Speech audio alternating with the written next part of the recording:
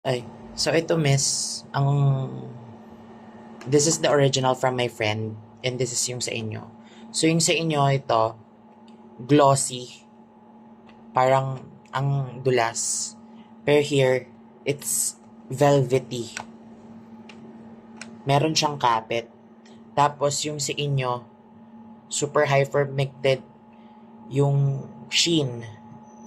Which is dito, not that sheeny. Pero this is the original one. So dito, as you can see, glossy din yung sa loob. Which is, signifies fake po. And then sa original po, wala. It's all velvety.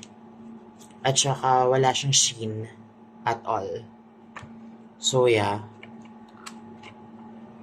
Here, they're both the same. Pero here, meron siyang markings and stuff. Very glossy. While here, velvety talaga siya. So here in the original, nakadikit siya. Yung cover. Let me see. So this is the original one. Very bronzy finish. Yung ano niya. Hindi siya yellowish. Bronzy pinkish siya. And then sa box, ito,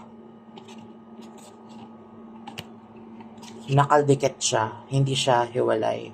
Yeah, may leakage lang because used na. Ayan. So, yun yung isa sa mga fake. This is Sephora. Yeah. This is naman yung sa fake. Yung sa fake po, ayan, nakahiwalay siya. Ayan, nakahiwalay. Tapos, as you can see, it's very yellowish. Para siyang ihi. Unlike here, if you compare them, this is the original. And this is also not original. This is fake.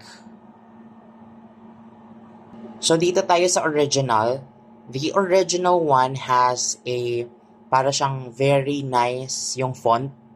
No any like misspelling. Yung theordinary.com at below, naka-bold siya. Ganda nung pagka-bold niya. No faint colors. Very nice. Very nice yung pagka-color niya. This one. This is original, guys. This is original. And we are going to see yung sa fake. So, as you can see, guys, yung sa irritation, it's misspelled. So, it shouldn't be misspelled kung original siya.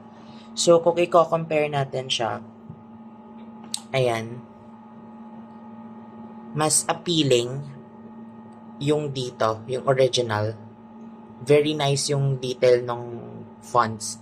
Unlike here na parang weird siya, parang ang nipes nung something. Tapos yung dito, theordinary.com is not highlighted or bold. Unlike dito, yes, naka-highlight siya. As you can see. Tapos yung space niya, medyo baba na. Dito malaki pa rin yung space niya. And the Abnormal Beauty Company is very bold. Sobrang dark ng font. Unlike here na medyo nipis yung bold. Yung font niya. As well as here, as you can see, magkaiba. Dito medyo darkish yung font. Yeah. And dito manipis. Ito yung sa original, guys. It's dapat medyo transparent siya. And then dapat yung ito nakaangat. This is the original one. Even yan, sobrang hirap yung buksan, guys. Yan, dapat nakaangat to. That's the original, the indication of original. While here, super puti niya. Tapos, kahit i-close mo siyang ganyan, look, wala siyang lumalabas. It's very different, guys. Yan. So, this is the original. And this is the fake one. So, dito naman po sa may niacinamide, yung difference is, yung original is medyo taller, as you can see. Medyo taller siya. Tapos, yung pagka-white niya, dirty white, not yellowish type. Tapos, very velvety. Wala kang makita. Even the sheen, matted siya. Ayan. Naka-matte siya. Usually, dito sa boxes, kung hindi mo siya mapapansin, ito yellowish siya. Ito very sheen. Very, very sheen. So, wala namang difference talaga dito. The difference lang is when the batch number actually sa original is blue, light blue. Here is black siya. Naka-indicate siya ng black. So, ayun. So, doon na naman tayo sa loob, sa laman. Paano sila nagka-difference. So, ayan. Kung makikita nyo guys, ito, medyo yellowish yung color niya. Well, dito naman guys, ang difference lang, as you can see, close up, ano siya, like, very velvety na matted yung ano niya. And then dito, I don't know how i-describe to, pero they are different. Dito naman, luckily, same sila na nakadikit. Same sila na nakadikit. Ayan. So, dun tayo sa bottles. Iba. Okay. So, here is the original. As you can see, hanggang dito yung product. And then, as you can see then also, yung sheen, even lahat, as you can see, i-check mo kung meron siyang faintness sa any of the font. Wala. Very nice yung here. Makikita nyo to. This is the original one. So, yung position dapat nakalabas and stuff. And then, this is the batch number. Naka-blue, which is nice, very nice color din also. Tapos, itong lahat ng font, very readable. No any types of misspelling. As you can see, so the irritation is not misspelled. The originals and everything. So, everything is fine. Everything is good. Seems original. Yung sa cap niya, here is the cap. So, dapat ito, medyo nakaganyan siya. Yan. While dito sa fake, yung bottle, very yellowish. At saka yung font mismo, very faint. Para siyang hindi siya para siyang luma na parang naglighten yung color ng font. Unlike here, as you can see, is pero up close ito, super faint as you can see, the Abnormal Beauty Company is a little bit not bold, unlike here na naka-bold siya. Naka-bold, super bold to. And super bold. Not bold, I mean, yung sa fake one. Tsaka yung bottle, very very yellowish.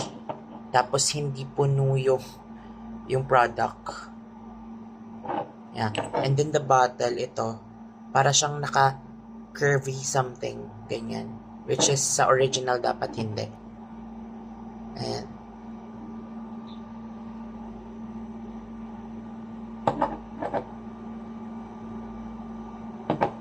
So, dito sa original, yung serum should be this one. Hindi siya clear dapat. Dapat, what you call this, super, para siyang grayish. Tapos, Yeah. Sobrang dali niya lang. So, dito, sobrang dali niya lang i-secrete. Tapos yung kulay, iba. As you can see mamaya, this is the original. Dapat ganito yung kulay niya. Ano siya, ma, para siyang muddy. Para siyang hindi siya klaro, hindi siya transparent, hindi siya clear. Yan, para siyang sipon. Unlike here, na medyo transparent pa din siya. Yes, may pagka-faint yung color, pero not that faint. Dun sa original, dapat super faint siya. So, let's compare yung fake and original dito. So, this is the fake one.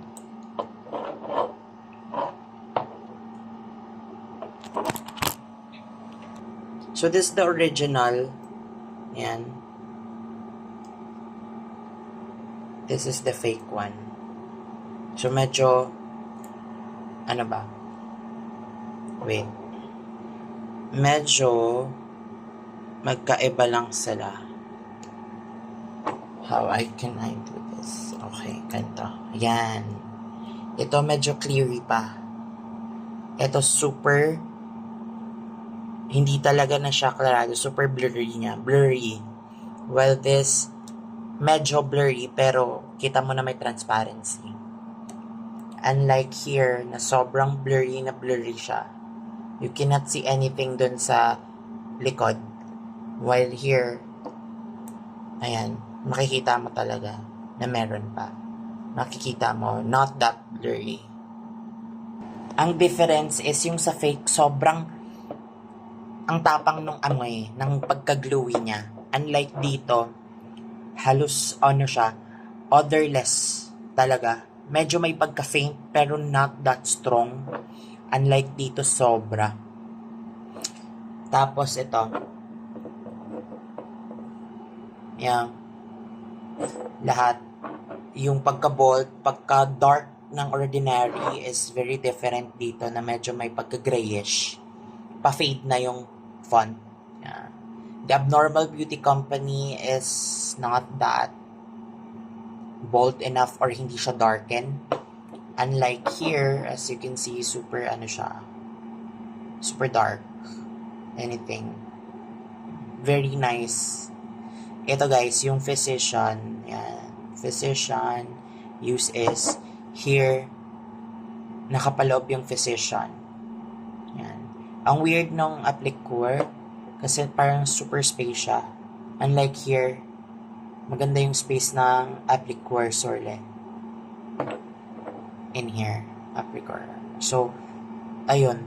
Texting pa lang, very weird na. And then yung kulay nito, very nice. White siya, na basta ang clean niya tignan. Unlike here, very yellowish and darkish siya. Tapos hindi puno yung laman. While here, hanggang dito yung content.